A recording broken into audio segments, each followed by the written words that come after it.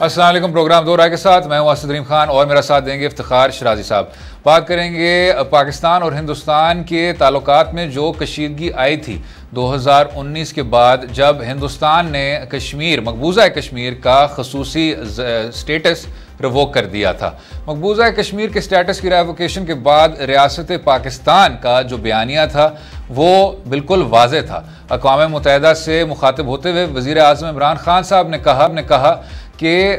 बुनियादी हक खुद इरादियत ना सिर्फ हर कश्मीरी का हक है, लेकिन पाकिस्तान हर हाल और हर सतह पे कोशिश करेगा कि मकबूजा कश्मीर का परचम लहराया जाए और कश्मीरियों की आवाज़ को सेंटर किया जाए।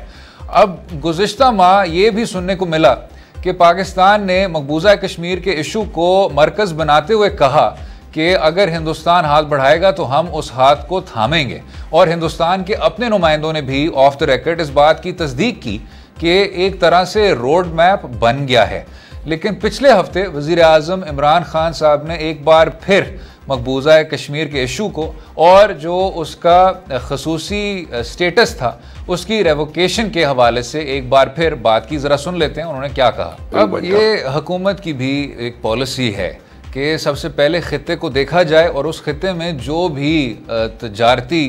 ताल्लुकात बनाए जा सकते हैं, उनको कायम किया जा सकता है, उनको तरजीह दी जाए। लेकिन तब भी वज़ीर आज़म इमरान खान साहब ने कहा कि मकबूजा कश्मीर के इशू पर समझौता नहीं किया जा सकता। अगर कोई रोड मैप यानी कोई लाहे अमल हिंदुस्तान तय करे, वो इक़दामात सामने रखे जिससे ये एक तरह से नुमाया हो कि जो 2019 को मकबूजा कश्मीर के खसूसी हैसियत को ख़त्म किया गया था, उन इक़दामात को वापस अगर लेंगे तो तब ही पाकिस्तान हिंदुस्तान का हाथ थामेगा। जनाब शराजी साहब, ये जो एक इशू सामने आया है, इसमें जो सवाल उठता है वो ये है कि क्या बीच में जब हमने बात की थौ की या कशीदगी में कमी की, तो क्या वज़ीर आज़म इमरान खान साहब एक बार फिर दोहरा रहे हैं कि लोगों को भूले ना कि कश्मीरियों की बुनियादी हक खुद इरादियत कितना अहम है, या आपके करीब ये एक स्ट्रेटजी है जिसमें कोई तज़ादात नहीं है? आप क्या राय रखते हैं? मेरा ख़्याल में देखें, हिंदुस्तान के साथ अच्छे ताल्लुकात यकीनी तौर पे ख़ारजा पॉलिसी का एक अहम जुज़्व है, लेकिन साथ में इस बात को देखना पड़ता है कि जब तक दोनों मुल्कों के दरमियान जो तनाज़ात हैं उनके अंदर कोई कंस्ट्रक्टिव डेवलपमेंट नहीं होती, तब तक हम कैसे कह सकते हैं कि वो गोल अचीव किया जा सकता है जिसकी ख्वाहिश कम से कम पाकिस्तान भी करे और भारत के अंदर भी हमें कुछ आवाज़ें ऐसे सुनने को मिलती हैं। प्राइम मिनिस्टर ने बिल्कुल ठीक किया मेरे ख्याल में। रिसेंट पास के अंदर अगरचे सीज़ फायर हुआ कंट्रोल लाइन के ऊपर, जो पिछले कम वेश हम कह सकते हैं कि 7-8 बरसों से वहाँ पे मुसलसल एक कशीदगी की फ़िज़ा में देखने को मिल रही थी, और जो मुशर्रफ दौर में एक सीज़ फायर एग्रीमेंट हुआ था उसकी मुसलसल वायलेशन हो रही थी। और उसके बाद आपने जैसे कहा बिल्कुल कि 2019 5 अगस्त का जो इक़दाम भारतीय, जिसमें 370 जो भारतीय कॉन्स्टिट्यूशन के अंदर एक प्रोविज़न थी और 35A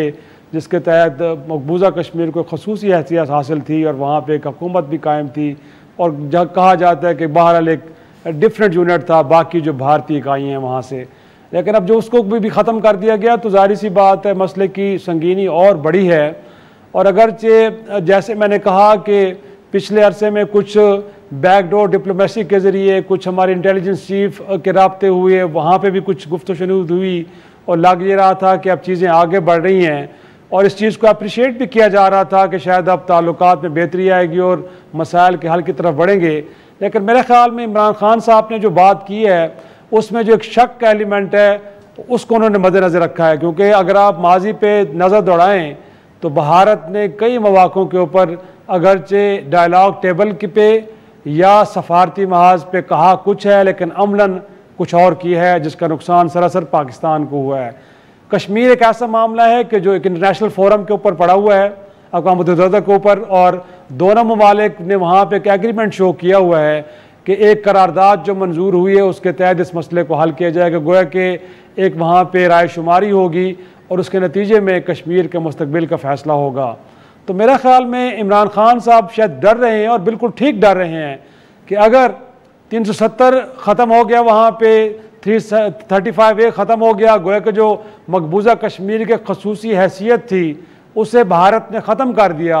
और इस इक़दाम के बाद भी अगर हम भारत के साथ डायलॉग टेबल पे बैठते हैं तो मेरा ख़्याल में फिर पूरी दुनिया को ये मैसेज जाएगा कि 70-74 बरस पहले जो पाकिस्तान ने मकबूजा कश्मीर के मामले पे एक पोजीशन ली थी और उसी पोजीशन के तहत ये मामला अक़वाम मुत्तहिदा में भी गया था और दोनों ममालिक इस पर एग्री भी हुए थे कि इसको कैसे हल करना है, तो मैं समझता हूँ कि वो पोजीशन फिर कंप्रोमाइज़ हो जाएगी। हम इसकी इंटरप्रिटेशन ये कर सकते हैं, जब भारत की तशरीह करेगा वो यही तशरीह करेगा कि देखें पाकिस्तान ने अपनी पोजीशन को तब्दील कर लिया है और इसके बावजूद कि हमने 5 अगस्त 2019 को एक और इक़दाम उठाया जिसके तहत हमने मकबूजा कश्मीर की हैसियत को ख़त्म किया है, उसके बावजूद भी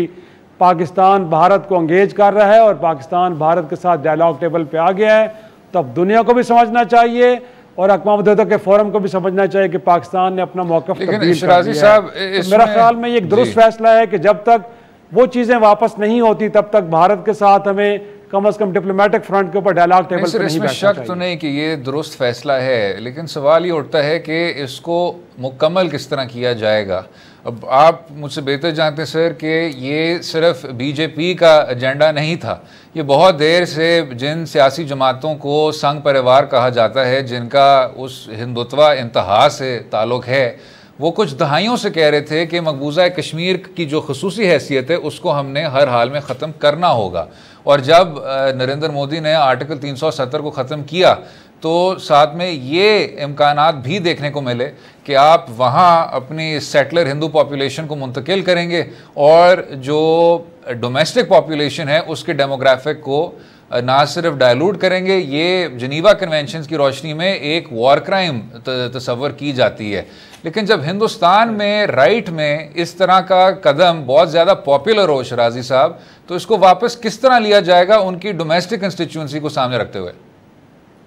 नहीं, यकीनन इसमें कोई शक नहीं है कि है बड़ा मुश्किल एक मरहला और बड़ी मुश्किल ये सूरत हाल है। ऐसा हरगिज़ नहीं है कि जो हम सोच रहे हैं बड़ी आसानी से हो लगे, लेकिन पाकिस्तान ने जो एक रास्ता अपनाया वो ये है कि इंटरनेशनल कम्युनिटी को एंगेज करने का, और वो इंटरनेशनल फोरम्स कि जिनको हम शायद पहले बेहतर अंदाज में इस्तेमाल नहीं कर रहे थे, वहाँ अपनी आवाज़ नहीं उठा रहे थे, और फिर अपने दोस्त ममालिक या कम अज़ कम जो यूरोपियन कैपिटल्स हैं वहाँ जाके भी हम कोई ज़्यादा अग्रेसिवली इस सारे मामले को नहीं उठा रहे थे। तो अब जो इस दौर हुकूमत में तब्दीली में नज़र आई है कि एक तो एक इसके ऊपर बड़ी खुल के बात हो रही है और बड़ी एक एग्रेसिव हमने फॉरेन पॉलिसी के अंदर इस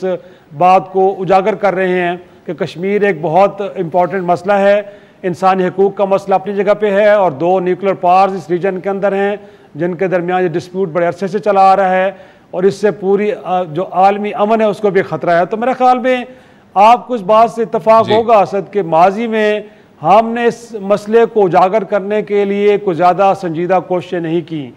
यही तो इस मुल्क का सबसे बड़ा अलमिया है कि खारजा पॉलिसी के अंदर शायद दीगर चीज़ें तो बड़ी प्रोमिनेंट थी, लेकिन हमने इस मसले को कहीं पर से पुश डाल दिया। तो हम ये कह सकते हैं कि जो इस दौर हुकूमत के अंदर इस पॉलिसी को अपनाया गया उसके रिजल्ट्स भी कुछ हमने देखे हैं।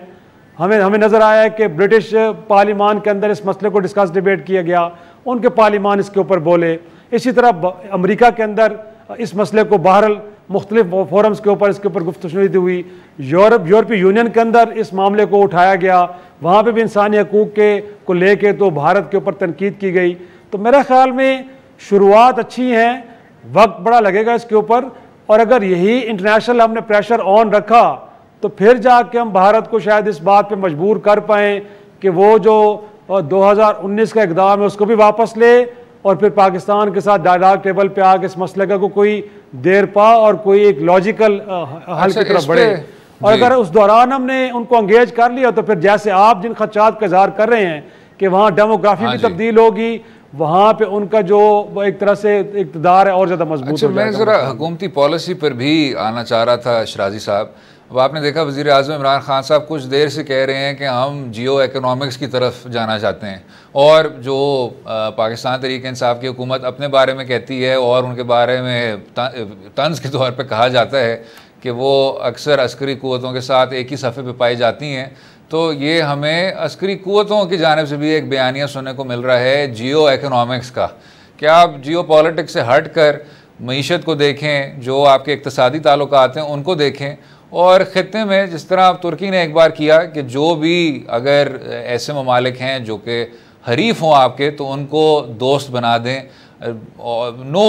एनमीज़ इन द नेबरहुड वाली जो पॉलिसी है उसको अपनानी चाहिए। अब आपने देखा शराजी साहब कि ईरान के साथ पाकिस्तान के ताल्लुकात अक्सर ख़राब हो जाते हैं। अफ़गानिस्तान जहाँ 70 की दहाई से या तो रूस या अमेरिका की जंग जारी होती है या उसकी अपनी खाना जंगी जारी होती है, उसके साथ भी ताल्लुकात वो आइडियल पर नहीं है जो कि उनको होना चाहिए था। और हिंदुस्तान तो आपको पता है बहुत देर से उसके साथ ताल्लुकात इसी तरह कशीदा हैं, और मकबूजा कश्मीर उनका मरकज़ है। तो इन तमाम एस्पेक्ट्स को सामने रखते हुए सर, क्या जियो इकोनॉमिक्स की ये जो पॉलिसी है जो मैं बार बार बताया जा रहा है, अभी इमरान खान साहब ने यूरोपीय यूनियन का एक बार फिर उसकी मिसाल दी कि वो ममालिक जिन्होंने इतनी देर जंग लड़ी आपस में, वो अब किस तरह बिल्कुल ही एक अमन की सूरत हाल में आपस में तजारत कर रहे हैं। क्या जनूबी एशिया में इस तरह हो सकेगा? होना तो चाहिए। अच्छा। मेरे ख्याल में बहुत बड़ा पोटेंशियल है, और इसमें कोई शक नहीं है कि दुनिया अगर कहा जाए कि फार ईस्ट को लेके चाइना को ले लें, साथ में आप इंडिया को ले लें, पाकिस्तान को ले लें, बांग्लादेश को ले लें, तो इतनी बड़ी आबादी और उसके अंदर इतना बड़ा पोटेंशियल है, तो होना तो असूलन यही चाहिए। लेकिन प्रॉब्लम ये है कि हिंदुस्तान शायद उसकी अप्रोच डिफरेंट है, और यही वजह है कि सबसे बड़ा हर्डल हम समझते हैं कि भारत ही है, जो शायद अब एक नई अलाइनमेंट में चला गया है, और वो शायद अपने यूरोपीय और अमेरिका के साथ उनके ताल्लुकात को ज़्यादा अहमियत दी जाती है, और वजह ये है कि अपने पड़ोस के अंदर वो चाइना हो, पाकिस्तान हो, नेपाल हो, बांग्लादेश हो, उनके साथ एंगेजमेंट के लेवल को बेहतर करने के बजाय वो कहीं और नज़रें उनकी हैं। तो मेरे ख़्याल में इस हवाले से अगर हमने सिर्फ एक खुद पाकिस्तान को इनिशिएटिव लेता है तो वो इतना आसान नहीं होगा, क्योंकि भारत के डिस्प्यूट्स रीजन के अंदर कमोबेश हर मुल्क के साथ हैं, वो चाइना हो उनके साथ भी है, पाकिस्तान के साथ तो हैं ही हैं, इसी तरह नेपाल के साथ भी अपने रिसेंट पास के अंदर देखा, बांग्लादेश के साथ भी उनके थोड़े बहुत डिस्प्यूट्स रहे हैं। तो मेरा ख्याल में ये जो जियो इकोनॉमी की बात आप कर रहे हैं, इसमें कोई शक नहीं है कि इस तरफ बढ़ना चाहिए, लेकिन डिस्प्यूट्स को नज़रअंदाज करके आप आगे नहीं बढ़ सकते। अगर आप बढ़ेंगे तो यकीनी तौर पे इस वक्त जो थोड़ी बहुत आपके लिए एक इंटरनेशनल लेवल पे एक सपोर्ट हासिल है और आपके इस डिमांड को एक लेजिटिमेट माना जाता है, तो वो कंप्रोमाइज़ होगी। तो मैं समझता हूँ कि मुमकिन है कि जो आप इकोनॉमी को बेहतर करने के हवाले से बाकी चीज़ों को पसे पुश डाल के आगे बढ़ने की कोशिश कर रहे हैं, तो इस गोल को भी अचीव ना कर पाएँ, और जो दीगर मसाइल हैं उसके ऊपर भी जो थोड़ी बहुत सपोर्ट आपको रीजन के अंदर दोस्त ममालिक की जानब से मिल रही है या इंटरनेशनल के फोरम्स के ऊपर मिल रही है, उससे भी आपको हाथ धोना पड़े। तो बड़ी एक कॉम्प्लेक्स किस्म की सिचुएशन है असद, इसको हैंडल करना इतना आसान नहीं है कि आप कहें कि बड़ा एक सादा सा एक फार्मूला है और आप उस पर चल पड़ेंगे तो आपके लिए चीज़ें आसान हो जाएंगी। भारत की सोच को समझना और उसके अकॉर्डिंगली फैसले करना जाहिर सी बात है, इसके लिए आपको बड़ी डीप कंसल्टेशन चाहिए, और मुल्क के अंदर आपको एक वो कहते हैं ना कि एक कलेक्टिव आपको सोच के साथ आगे बढ़ना पड़ेगा। ऐसा हरगिज़ नहीं हो कि जैसे हमने देखा है कि कश्मीर के मामले पे जब 5 अगस्त 2019 का इक़दाम भारतीय इक़दाम आया है तो हम आपस में यहाँ लड़ रहे थे, एक कह रहा था कि किसी ने सौदा कर दिया है, तो कोई कह रहा है कि जी आपने बेच दिया कश्मीर को, कोई कह रहा है जी आपने बेच दिया। तो पाकिस्तान के अंदर भी सियासी जमातों को चाहिए जिस तरह हिंदुस्तान के अंदर इस तरह के इशूज़ के ऊपर एक बड़ी कलेक्टिव अप्रोच के साथ वो आगे बढ़ते हैं, तो हमें भी चाहिए कि कलेक्टिव विजडम के साथ फैसले करें। तो मेरे ख्याल में वो जो आप बात करें कि हम जियो इकोनॉमी को भी मेक श्योर कर पाएंगे और इन डिस्प्यूट्स को भी बेस्ट वे में रिजॉल्व करने के पोजीशन में आ जाएंगे। इसी पर वक्फा लेंगे, वक्फे के बाद बात करेंगे। इज़हार राय पर पाबंदियां लगाई जा रही हैं, ये कहना है मुख्तलिफ प्रेस ग्रुप्स का, और हुकूमत पर इस हवाले से तनकीद में इजाफा हो रहा है। रहिएगा हमारे साथ।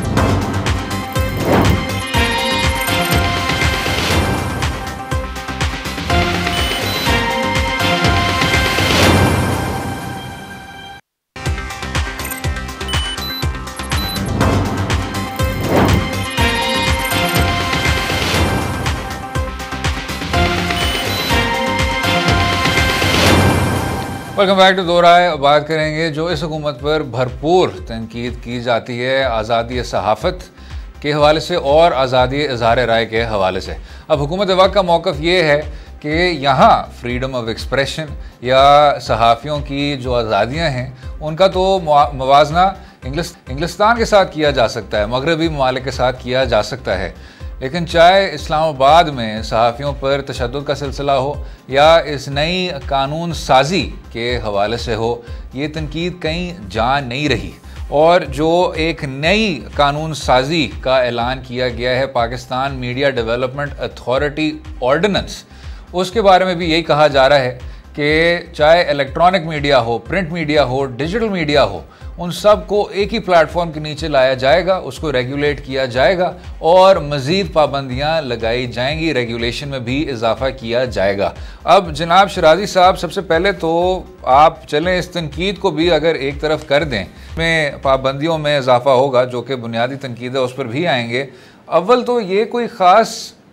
तामीरी रिफॉर्म भी नहीं लग रहा। अगर आप एक ही प्लेटफॉर्म के तहत इन तमाम शोबों को कर देंगे जो कि इतने ज़्यादा मुख्तलिफ हैं। अब डिजिटल मीडिया और प्रिंट मीडिया और इलेक्ट्रॉनिक मीडिया आपने देखा पिछले 10 साल तो ज़्यादा से ज़्यादा अलहदा होते जा रहे हैं, उनके अपने कायदे कवानीन बनते जा रहे हैं, उनके अपने मसाइल हैं, उनके अपने कुछ एलिमेंट्स हैं जिनका ख्याल रखना होता है। आप सबसे पहले तो एक ही ब्लैंकेट लॉ के ज़रिए उसको रेगुलेट करने की कोशिश कर रहे हैं और साथ में आपने देखा होगा कि इसके साथ जो जुड़े हुए हैं, चाहे वेजेस के हवाले से हो, मीडिया कंप्लेंट्स के हवाले से हो, पूरे ट्रिब्यूनल्स होंगे। आप इसको एक कानून के ज़रिए करेंगे किस तरह शराजी साहब? बिल्कुल यही मेरा ख़्याल में, एक तो ये है कि पाकिस्तान को दरपेश जो इस वक्त मसाइल हैं उसमें से इसको तो मैं नहीं समझता कि कोई बहुत बड़ा मसला है, बल्कि सर से मसला है नहीं। और अगर आप एक नई अथॉरिटी बना देते हैं तो उससे लोगों की ज़िंदगी में कौन सी ऐसी आसानियाँ आ जाएंगी, मेरा नहीं, इसका जवाब भी नफ़ी में है। मैं समझता हूँ कि जो बड़े सीरियस इश्यूज़ हैं हुकूमत को उन पर तवज्जो देनी चाहिए, जिनसे लोगों की ज़िंदगियों के अंदर आप बदलाव लेके उनकी ज़िंदगी के अंदर आसानियाँ पैदा करें। मीडिया के हवाले से जो आपकी स्ट्रेटजी है, मेरा ख़्याल में वो को ज़्यादा मुनासिब या काबिल तहसीन नहीं है। और ये हम नहीं कह रहे, जो आप नई एक अथॉरिटी बनाने जा रहे हैं और उसके लिए एक मुसवदा कानून भी आप लेके आ गए हैं। सबसे पहले तो आपके मुल्क के अंदर पहले से जो काम करने वाले इदारे हैं, गोया कि वो पैमरा हो या दीगर इसी तरह की जो बॉडीज़ हैं, उन्होंने एतराज़ उठाया है, गोया कि उनके साथ कोई कंसल्टेशन नहीं। मैं अगर मुख्तसरन कानून मेरी शराजी साहब मुख्तसरन अगर बस जिक्र करूं शराजी साहब, Pakistan broadcasters association, all Pakistan newspaper society, council of Pakistan newspaper editors और जो Pakistan federal union of journalist के कुछ हिस्से हैं, साथ में आप बिल्कुल दुरुस्त फरमा रहे हैं, जो एक बैनुल अक़वामी नेटवर्क है एडिटर्स का, सहाफ़ियों का, मीडिया एग्जीक्यूटिव्स का, इंटरनेशनल प्रेस इंस्टीट्यूट, उन्होंने तो वज़ीर आज़म इमरान खान साहब को ख़त भी लिख दिया है ये कहते हुए कि जो भी रेगुलेशंस हैं, जो भी फ़िलहाल अथॉरिटीज़ बनी हुई हैं, जो भी कानून अभी फील्ड में है, वो आपके लिए काफ़ी है। आप इस अदारे को अपने ऊपर और अपने सहाफ़ियों के ऊपर हावी मत करें। जी जनाब। अच्छा, बिल्कुल, ये तो आपने उन बॉडीज़ को गिनवाया ना जिनके बारे में आप कहते हैं कि they are the stakeholders. ये तो वो हैं कि जो लोग काम कर रहे हैं, तो हमारी शायद हमारी गुफ्तगू या हमारे कंसर्न आपके हिसाब से बायस्ड हो सकते हैं, गैर ज़रूरी हो सकते हैं, लेकिन मैं तो मिसाल आपको दे रहा हूँ पैमरा की, कि जो एक गवर्नमेंट बॉडी है जो आपने बनाई है, वहाँ से आपको एतराज़ात सुनने को मिले हैं। वजारत कानून हुकूमत का एक वजारत है, वहाँ से मेरी इतलात हैं क्योंकि 70 एतराज़ात इस मुसवदे के ऊपर वहाँ से आए हैं। और दूसरी बात यह है कि आपको सुप्रीम कोर्ट की एक जजमेंट याद होनी चाहिए जिसके तहत कहा यह गया है कि ये बॉडीज़ इंडिपेंडेंटली काम करेंगी और इनके जो सरबराहान हैं वो बज़रिया इश्तिहार सेक्टर से लिए जाएंगे, हुकूमती अमलदारी नहीं होगी इन इदारों के ऊपर। तो आपने जो मुसवदा कानून मेरे सामने आया है उसमें तो ये कह रहे हैं कि इंफॉर्मेशन मिनिस्ट्री का, वजारत इत्तलाआत का एक सीनियर अफसर जो होगा वो इस अथॉरिटी का चेयरमैन होगा, उसको अपॉइंट करने वाले आप होंगे, उसकी तनख्वाह का बंदोबस्त आप करेंगे। तो आप ये कैसे हमें यकीन दिलाएंगे कि ये इदारा इंडिपेंडेंटली काम करेगा और लोगों को मेरिट पे जो है वो चीज़ों को देखेगा? हरगिज़ नहीं हो सकता। इसका मतलब है कि वो एक गवर्नमेंट के टूल के तौर पे काम करेगा, जिसे आप चाहेंगे उसको लाइसेंस मिलेगा, वो ऑपरेट कर सकेगा, जिसको चाहेंगे उसको लाइसेंस जारी नहीं होगा, जिसका आप चाहेंगे लाइसेंस कैंसिल करना है आप कर देंगे। तो मेरे ख्याल में ये कोई मुनासिब तरीका नहीं है। और साथ में खान साहब सोशल मीडिया का बड़े मोतरफ हैं, उनका ख्याल है कि बड़ा एक रेवोल्यूशन है मीडिया के दुनिया में, उसके ज़रिए आप अपनी आवाज़ को बड़ी दूर तक पहुंचा सकते हैं। तो भाई मेरे, आप उसको क्यों कर्व करने, उसको क्यों कर्टेल करने की कोशिश कर रहे हैं? और उसकी तो अब कोई सरहदें भी नहीं है असद। आप दुनिया आप कैसे कह सकते हैं कि यहाँ पे चंद एक व्लॉगर्स को, यहाँ पे यूट्यूबर्स को तो आप लाइसेंस जारी ना करें, लेकिन जो कहीं सरहद पार बैठा है उसे आप कैसे रोक सकते हैं? कहाँ आप चीजों को और ये जो डिजिटल मीडिया प्लेटफॉर्म्स पे भी शराजी साहब इस तरह की पाबंदियां लगाना, यानी हमें तो बताया जाता था कि डिजिटल मीडिया वो शायद वाहिद जगह है जहां हुकूमत की मुदाखलत से आप एक तरह से पाक रह सकते हैं, लेकिन उसको भी वो कोशिश कर रहे हैं इस कानून के तहत लाने की। जो एक और तशवीशनाक डेवलपमेंट है शराजी साहब, वो ये है कि आप तो, और ये IPI के ख़त में उन्होंने हवाला भी दिया हुआ है, एक पैरेलल अदालती निज़ाम बना रहे हैं कि, और उन्होंने कहा कि पाकिस्तान का जो अदालती निज़ाम है वो काम कर रहा है, वो फंक्शन कर रहा है, आपको इस चीज़ की कोई ज़रूरत नहीं है, लेकिन आप अब फाइन्स भी करेंगे, इस तरह के ऑर्डर्स भी पास करेंगे, और एक पैरेलल अदालती निज़ाम के ज़रिए अपनी ही मीडिया को रेगुलेट करेंगे, जो कि उस तरफ तो मैं आ रहा था जिस तरह आप इंप्रेशन ये दे रहे हैं कि जैसे इस मुल्क में दहशतगर्दों के लिए खुसूसी अदालतें हैं, लिहाजा आपको भी शायद उसी कैटेगरी में रखा जा रहा है, और आपके लिए भी मीडिया कोर्ट्स बन रही हैं। वैसे शराजी साहब, खुसूसी कोर्ट जो बनते थे, इंसदाद दहशतगर्दी की अदालतें या अस्करी अदालतें या प्रोटेक्शन ऑफ पाकिस्तान अदालतें, यानी वो स्पेशल कोर्ट जो कि हार्डन्ड दहशतगर्द, हार्डन्ड मुजरमों के लिए हुआ करती थी, जहां आप जजों की शिनाख्त नहीं कर सकते थे, अब आप कह रहे हैं कि स्पेशल मीडिया कोर्ट्स होंगे। किस तरह का तासुर जा रहा है? तो यही तो मैं कह रहा हूँ ना कि इस मुल्क का जो अदरवाइज अदालती निज़ाम है, जहाँ पे पिछले अरसे में जब आसिफ सईद खोसा साहब चीफ जस्टिस पाकिस्तान थे, तो कितने लोगों को जेलों से निकाला गया जिनके बारे में कहा गया था कि फलां शख्स पिछले 10 साल से मुर्गी चोरी के मुकदमे पड़ा हुआ है, कोई एक साइकिल चोरी के मुकदमे के अंदर 15 साल पड़ा हुआ है, किसी को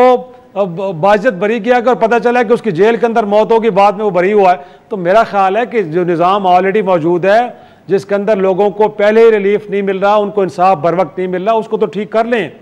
मीडिया को बाद में मैनेज करिएगा। तो अगर आपकी नीयत ये है कि आप चीज़ों को स्पीडली आगे बढ़ाना चाहते हैं और आप समझते हैं कि इंसाफ का फौरी हसूल मुमकिन हो, किसी के लिए भी हो, हुकूमत हो या आम आदमी हो, तो पहले उनको तो ठीक करें। जो जुडिशल सिस्टम आपका पहले चल रहा है, तो इसका मतलब ये है कि आपका जो मतम नज़र है, जो आपकी नीयत ये है कि आप एंटाई वासिस को, जो आपको लगता है कि तनकीदी आवाज़ें हैं, उन आवाज़ों को दबा दिया जाए, वो नहीं सुनने को मिले, लोगों को कोई अदरवाइज ओपिनियन, डिफरेंट ओपिनियन ना मिले, जो एक्चुअल सूरत हाल है उसके बारे में आगाही ना हो। तो मैं समझता हूँ कि ये तो कोई दुरुस्त फैसला नहीं है। अगर इस नीयत से आप कर रहे हैं तो फिर इस तरह के कंसर्न्स भी शो होंगे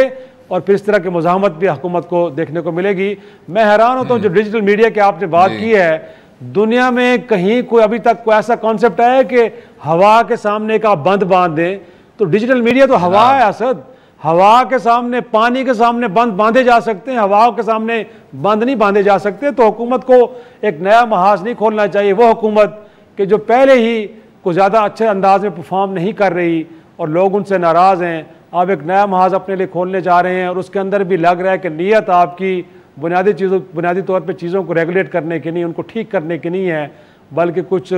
तवाना आवाज़ों को और जो क्रिटिकल वॉइसेस हैं उनको दबाने की है। तो अगर ये नीयत है तो मीडिया का काम तो तनकीद है, मीडिया तनकीद करता है तभी तो दुनिया के अंदर बेहतरी भी आती है। लोग क्यों कहा जाता है कि ये it is mirror to society या इट्स अ वॉच डॉग।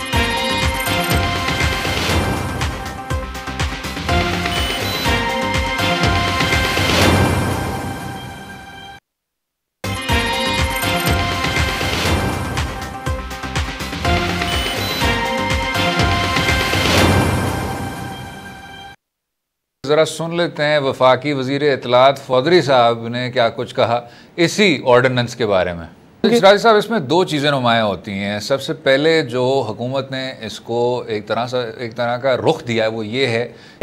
कि सहाफ़ियों के लिए ये एक तहफ़्फ़ुज़ का ज़रिया है कि आप अपने मालकान के ख़िलाफ़ जा सकते हैं कॉन्ट्रैक्ट की अगर कभी खिलाफ वर्जी हो। और जो दूसरा नुक्ता है वो फवाद चौधरी साहब ने कहा कि ये जो मुख्तलिफ कवानीन हैं, प्रेस काउंसिल ऑर्डिनेंस है 2002 का, newspaper employees condition of services act है 1973 का, मोशन पिक्चर्स ऑर्डिनेंस है 79 का, मुख्तलिफ किस्म के कवानीन हैं, उन सब को आप कंसोलिडेट कर देंगे, एक ही खूबसूरत सा कानून होगा, एक ही खूबसूरत सी अथॉरिटी होगी, उसके ज़रिए तमाम रेगुलेशन होगा, कन्फ्यूजन ख़त्म। तो ये वो दो मुस्बत नुकात हैं जो कि हुकूमत है वह कह रही है कि जी ये आपके हक़ में जा रहे हैं, हम तो आप जैसे सहाफ़ियों की तहफ़्फ़ुज़ कर रहे हैं, आप आज़ादी इज़हार राय के मुतालिक तनकीद कर रहे हैं हम पर।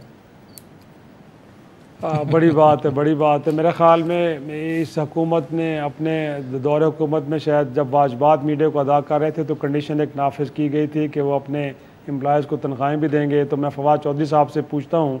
कि कितने मीडिया हाउसेस के पास वो गए हैं और उनसे जाके पूछा कि जो वाजबात अदा किए गए तो वो उनके एम्प्लॉयज़ को भी पास ऑन हुए कि नहीं हुए। तो मेरा नहीं ख्याल कि ये बात है। और दूसरा ये है कि अगर आप सारे कवानीन को यकजा करके एक बॉडी के नीचे लाना भी चाहते हैं तो क्या ज़रूरी है कि उस बॉडी का जो स्ट्रक्चर आप डेवलप कर रहे हैं उसके अंदर आप एक वजारत इत्तलात के एक सीनियर अफसर को ही चेयरमैन के तौर पे क्यों लगाना चाह रहे हैं? आप उसके लिए वो तरीका क्या क्यों नहीं अपनाते कि जो पहले से तयशुदा है? आप क्यों नहीं चाहते कि कोई एक प्राइवेट सेक्टर से एक शख्स आए और इस सारे अथॉरिटी को हेड करे, और उसको आप इतना इख्तियार क्यों नहीं देते कि फैसले जो है वो मेरिट पे इंडिपेंडेंटली करे? अगर आप एक सरकारी मुलाजिम को वहाँ पे चेयरमैन के तौर पे बिठाएंगे और मुझे आप ये तासुर दे रहे हैं कि शायद आप तमाम कवानीन को यकजा करके मीडिया वर्कर्स के लिए और मीडिया ऑर्गेनाइजेशन के लिए कोई सहूलत पैदा करना चाह रहे हैं, तो मैं तो आइडियली किसको होना चाहिए शराजी साहब? आइडियली किसको होना चाहिए सरबराह? मेरा ख्याल है कि अगर आप इस तरह की अथॉरिटी बनाना चाह रहे हैं तो सबसे पहले होता ये है, जिस मुल्क के अंदर अगर आप बिजनेस रिफॉर्म्स लाना चाहते हैं तो आपको बिजनेस कम्युनिटी को एंगेज करना पड़ता है। मेरे भाई यहाँ पे भी तो स्टेक होल्डर्स मीडिया हाउसेज हैं ना, और मीडिया वर्कर्स हैं।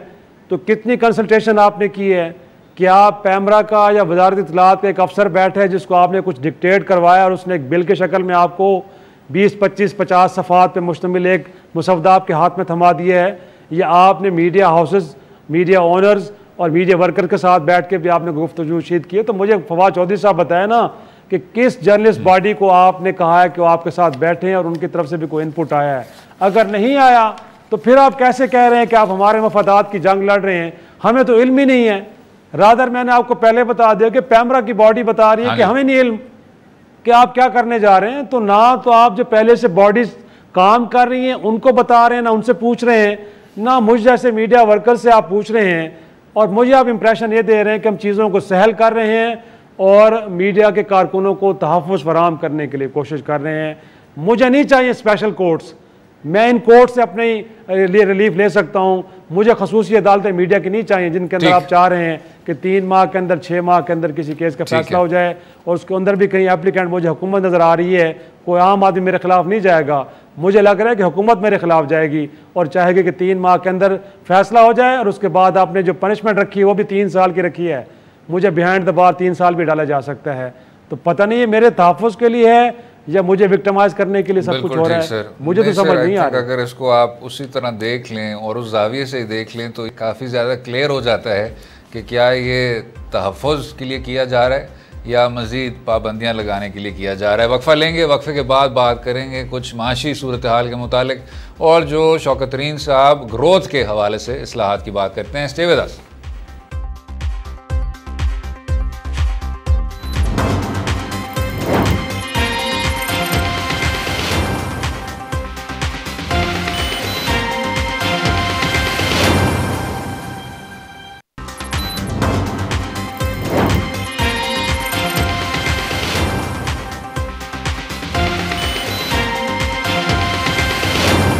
वेलकम बैक टू दो राय। बात करेंगे फाइनेंशियल एक्शन टास्क फोर्स के हवाले से, यानी वो बैनुल-अक़वामी अदारा जो कि दहशतगर्द तंजीमों को माली मुआवनत मॉनिटर करता है। उसने ये अपनी रिकमेंडेशंस और अपने रेटिंग्स के ज़रिए पाकिस्तान की कारकर्दगी को एक ज़्यादा मुस्बत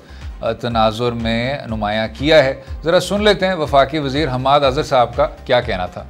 40 में जो तकनीकी तजावीज़ थी उनमें से 21 रिकमेंडेशंस पर फैटफ ने पाकिस्तान की रेटिंग को इम्प्रूव किया है, लेकिन अभी भी सफ़र बाकी है। और जो रियासत पाकिस्तान के मुतालिक फैटफ की कुछ रिजर्वेशंस हैं कि जी अभी भी दहशतगर्द तंजीमों को जो माली मुआवनत के इम्कानात हैं या जो इनफॉर्मल बैंकिंग चैनल्स हैं या जो इन तंजीमों की एक तरह से मदद की जाती है, सहूलत कारी की जाती है, उस पर मज़ीद पाबंदियाँ लगाई जाएँ। और रियासत पाकिस्तान इन तमाम इंडिकेटर्स पर इम्प्रूवमेंट दिखा रहा है। शराजी साहब, किस तरह देखते हैं सर, जो पहले कुछ खदशात थे कि जी वापस ब्लैक लिस्ट पे हमने नहीं जाना, अब लगता है कि वो थोड़ा सा सफ़र तो हम कर चुके हैं, लेकिन अब आगे बढ़ने के लिए कौन से इकदाम हैं जो कि बाकी हैं? बिल्कुल असद, एक तो ये कि फाइनेंशियल एक्शन टास्क फोर्स के रडार पे जो पाकिस्तान इतने अरसे तक रहा है, तो इसकी जो नेचर है वो पॉलिटिकल ज़्यादा है, बजाय ये कि हम कहें कि वो पाकिस्तान के निज़ाम को ठीक करना चाह रहे थे। बहरहाल वो एक अलग डिबेट है, लेकिन हम ये ज़रूर कहते हैं कि अगर ये एक सियासी फ़ैसले के तहत भी पाकिस्तान पे दबाव है, लेकिन पाकिस्तान के बड़ा दुरुस्त था ये कि हमें अपने बैंकिंग के निज़ाम को और बाकी चीज़ों को दुरुस्त करना चाहिए। ऐसा नहीं होना चाहिए कि पाकिस्तान के अंदर पैसा कहाँ से आ रहा है और कहाँ जा रहा है और किसी किस्म का कोई हमें इल्म ही ना हो, या इस तरह के इतने जो है वो इलीगल चैनल्स हों और लोग फ्रीली यहाँ पे पैसे ले भी हैं और ले भी जाएँ और जिसको दे रहे हैं किसी को इल्म भी नहीं है। तो मेरा ख़्याल में ये एक अच्छा है। और जिस तरह हमाद अज़हर साहब भी फरमा रहे थे, बिल्कुल इसमें कोई शक नहीं है कि बड़ी एक स्ट्रिक्ट सर्वेलेंस थी पाकिस्तान की, और देखा यह गया है कि जो पाकिस्तान को कहा गया है कि इन डिमांड्स को फुलफ़िल करें, तो बड़ा एग्रेसिवली हमने इस चीज़ को किया। और ये बात हमें बाद में खैर समझ आई कि ये चीज़ें ख़ुद हमारे फ़ायदे में हैं कि हमें इन चीज़ों पे बड़ी बारीकी से नज़र रखनी चाहिए और स्टेट बैंक को एक्टिव करना चाहिए कि पाकिस्तान के अंदर जो अकाउंट होल्डर्स हैं उनके यहाँ पैसे कहाँ से आ रहे हैं और कैसे खर्च हो रहे हैं और कहाँ जा रहे हैं। तो बड़ा अच्छा हो गया, ठीक है। अब ये तो मेरे ख़्याल में ख़तरा टल गया, इसमें कोई शक नहीं है कि हम ब्लैक लिस्ट में तो नहीं जाएंगे, बल्कि होपफुली हम कह सकते हैं कि जो उसके बाद की एक और दोबारा पाकिस्तान के केस को रिव्यू किया जाएगा, तो ऐन मुमकिन है कि शायद हम इस लिस्ट से जो है वो निकल जाएं। तो जाहिर सी बात है पाकिस्तान को और इस सिलसिले में एफर्ट अपनी ऑन रखनी चाहिए। और साथ में कुछ और एरियाज़ हैं जिनके बारे में हम बार बार बात करते हैं। पिछले अरसे में वाशिंगटन पोस्ट की स्टोरी आपकी नज़र से भी गुजरी होगी, जिसमें कहा गया था कि ख़ुद भारत से अरबों डॉलर्स की मनी लॉन्ड्रिंग होती है। तो मेरे ख़्याल में जहाँ पाकिस्तान इस फोरम को लेकर बड़ा अपोलोजेटिक रहा है और लग ही रहा था कि हम अपने आप को मुजरमों की फहरिस्त में खड़ा पा रहे हैं और हम अपने आप को रेस्क्यू करने की एक सीरियस एफर्ट कर रहे हैं, वो तो अपनी जगह पे ठीक है। लेकिन दुनिया में अभी भी कई ममालिक ऐसे, जैसे मैंने भारत का कहा है कि हम नहीं कह रहे, इंटरनेशनल मीडिया कह रहा है कि वहाँ से मनी लॉन्ड्रिंग होती है। तो मेरा ख़्याल में पाकिस्तान जब इस फोरम पे जाए तो वहाँ जाके इस बात को भी उठाना चाहिए, ये बात भी करनी चाहिए कि पाकिस्तान के ऊपर तो आपने एक्स्ट्रा प्रेशर रखा हुआ है और हमें कहा जा रहा है कि हम अपने मालियाती निज़ाम को फूल प्रूफ बनाएं, उसके अंदर हम ज़रा बराबर भी कोई ऐसी गुंजाइश ना छोड़ें कि जिसके ज़रिए से टेरर फाइनेंसिंग या मनी लॉन्ड्रिंग का कोई पहलू निकलता हो। लेकिन साथ में इन हक़ाइक़ को भी देखें जो हम नहीं बता रहे, बल्कि आलमी इंडिपेंडेंट मीडिया बता रहे हैं कि भारत के मालियाती निज़ाम के अंदर जितने लूप होल्स हैं या वो प्रोवाइड किए गए हैं कि वहाँ से अरबों डॉलर्स की मनी लॉन्ड्रिंग होती है, लेकिन भारत को इस फोरम पे तो ना तो पूछा जाता है और ना ही उसके अगेंस्ट को इस तरह की उनको कंडीशंस लगा के उनको कहा जाता है कि अपने निज़ाम को ठीक करें। तो मेरे ख़्याल में ये थोड़ा सा एक एरिया है जहाँ पे पाकिस्तान लैग कर रहा है। अगर हम इस एरिया के अंदर थोड़ा सा फोकस करके अपने दोस्त ममालिक के साथ, शायद हमारी आवाज़ इतनी तवाना नहीं है, लेकिन इस फोरम के ऊपर माजी में भी कभी टर्की ने, कभी सऊदी अरब ने, तो कभी चाइना ने हमें जो है वो ब्लैक लिस्ट में नहीं जाने दिया और हमें भरपूर तरीके से हमें सपोर्ट किया है। तो मेरा ख़्याल में अब उन्हीं ममालिक को हमें एंगेज करना चाहिए और अगर भारत जैसे मुल्क से इस तरह की चीज़ें हो रही हैं तो उनको भी हाईलाइट करना चाहिए। तो ठीक है, उम्मीद हम करते हैं कि जो सीरियस एफर्ट्स हो रही हैं उसके रिजल्ट्स भी आ रहे हैं और इस फोरम के ऊपर पाकिस्तान की कोशिशों को अप्रिशिएट भी किया जा रहा है और हम समझते हैं कि नियर फ्यूचर में शायद हम ग्रे लिस्ट से निकल के दोबारा एक कंफर्टेबल पोजीशन में आ जाएं, जिसके बाद ज़ाहिर सी बात है मुल्क के अंदर जो इंटरनेशनल इन्वेस्टर हैं उनका एतमाद भी बढ़ेगा, यकीनी तौर पे इन्वेस्टमेंट यहाँ पे आएगी और जो पाकिस्तान का एक बैड नेम क्रिएट हुआ है पूरी दुनिया में कि शायद यहाँ पे दहशत गर्दों की माली मामलत अंदर होती है, ये यहाँ से बाहर होती है, वो तासुर ज़ाहिर करने में भी बिल्कुल ठीक। उम्मीद है आपको आज का प्रोग्राम पसंद आया होगा। मुझे और शराई साहब को अपनी राय से भी आगे और अगले हफ्ते तक इजाज़त दें। खुदा हाफिज़।